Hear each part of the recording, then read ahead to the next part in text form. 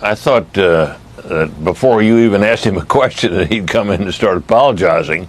Look, he's not wrong to say you should speak frankly, but that's for behind closed doors. In public like that, the last thing he should have done was to get into a confrontation with the president and also the vice president. Look, he's got a viewpoint. I understand it. I think a lot of people can. But this was not the moment for that. You gave him every chance, Brett. You asked him 3 times, but he never got there. And so I think that this is an open wound now and is going to remain so unless and until something is done. I think it has to be on his side to redress this matter. Donald Trump's presidency began with a false narrative. The claim that he had won by a landslide, that he had a sweeping mandate, and that he was more popular than ever. But that simply wasn't true.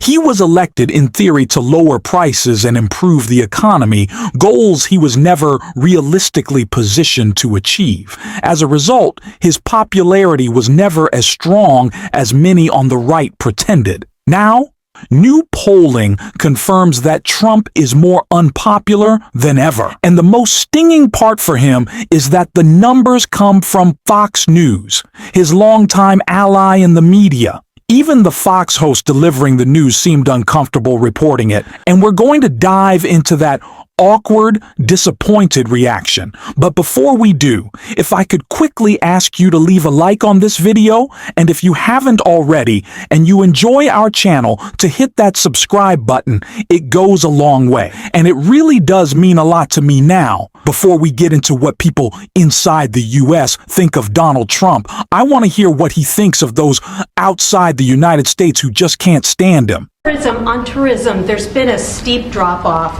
in international travel to the United States. It was down 12% last month, down even more from Western Europe. Why do you think that there are fewer people suddenly who want to travel to the United States? Well, there could be a little, there's a little nationalism there, I guess, perhaps. It's not a big deal, but, with the dollar being where it is, because, China would always fight for having a low dollar.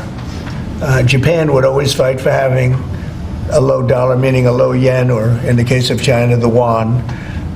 They'd always want to have, I'd speak to President Xi a lot. I'd say it's unfair that your yuan is so low. I'd call up a great man, Prime Minister Abe, great man, Shinzo, who was unfortunately assassinated. And I used to tell you, he was a good friend of mine. I used to say, Shinzo, you can't let your yen go down. It makes it very hard for us to sell tractors. It makes it very hard for us to get tourism. And our dollar is a little bit on the low side.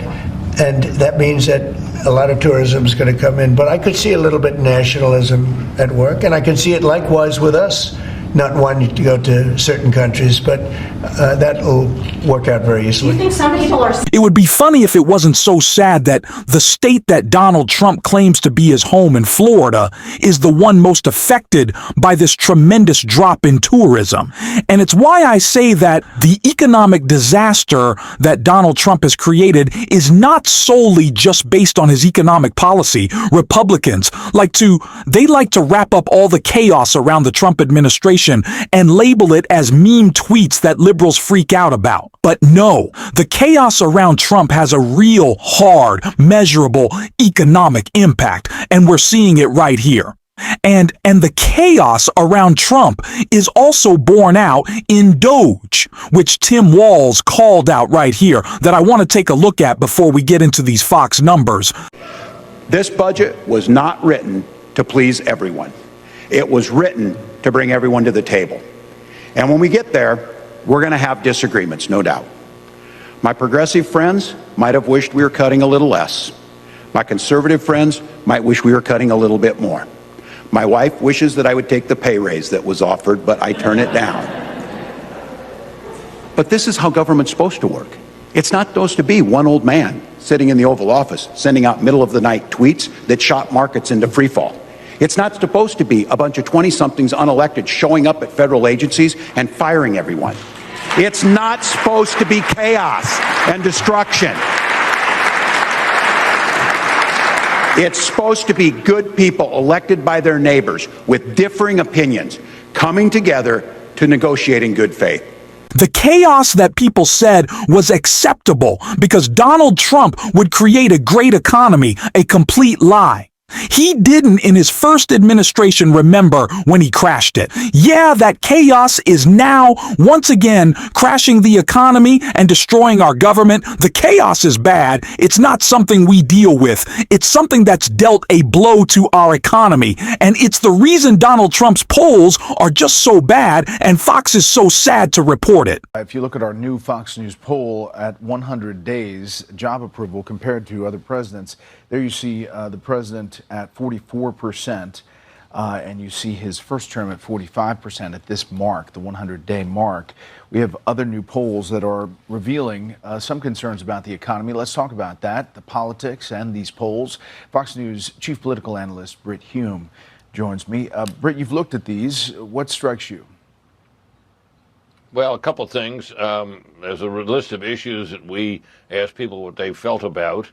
And the president is underwater in all but one, and that one is the border, where he's got high approval on that, majority approval. He's above water.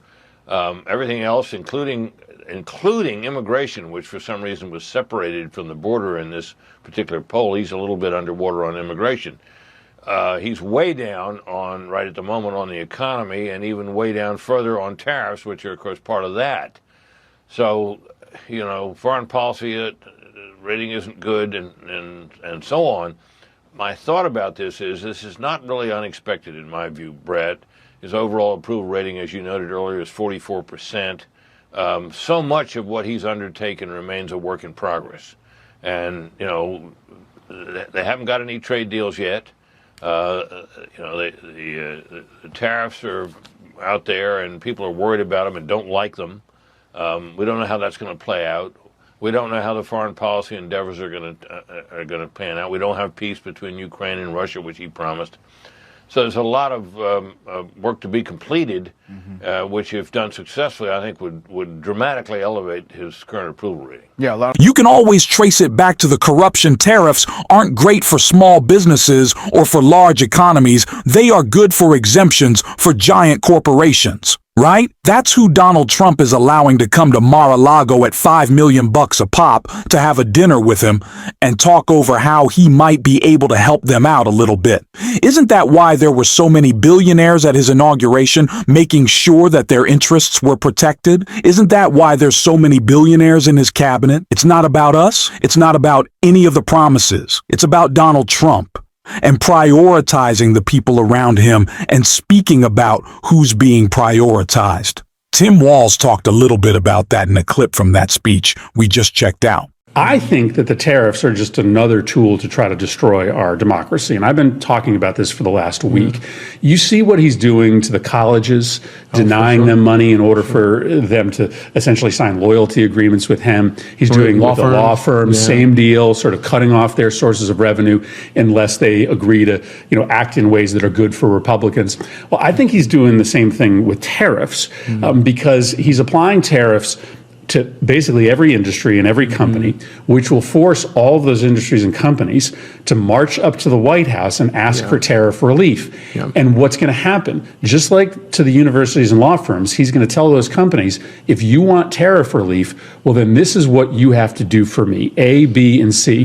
That could be the company CEO talking his economic policy up publicly. It could be donations to his political arm. It could be that the companies discourage their employees from working for Democratic candidates. Whatever it is, this is sort of a scalable way for the president to do what he's been doing to law firms and universities, to make them march up to the White House and essentially sign a political loyalty deal with him in exchange for getting tariff relief. I think that's the explanation as to why no economist can figure out the formula, because it's not actually intended to create jobs in the United States. It's just intended to increase his political power and undermine our democracy. The conservative movement is one of personal grievance. They do not want to extrapolate out their individual positions to be held by all. If they really meant what they said when they talked about free speech, it wouldn't just be about them upset that people don't like the things they say and that they're weird weird and make us uncomfortable. They would be on the streets. They would be defending anyone who was snatched up by Donald Trump's mass thugs for writing an op-ed or peacefully protesting. But they don't actually care. It's not about freedom, but it is for us. So we have to continue to talk about it. And we're going to every single day on this show. And if you want to support that, as always, you can hit that subscribe button, leave a like on this video. And if you stuck around to the end, drop a blue heart in the comments. And until next time, I'll see you soon.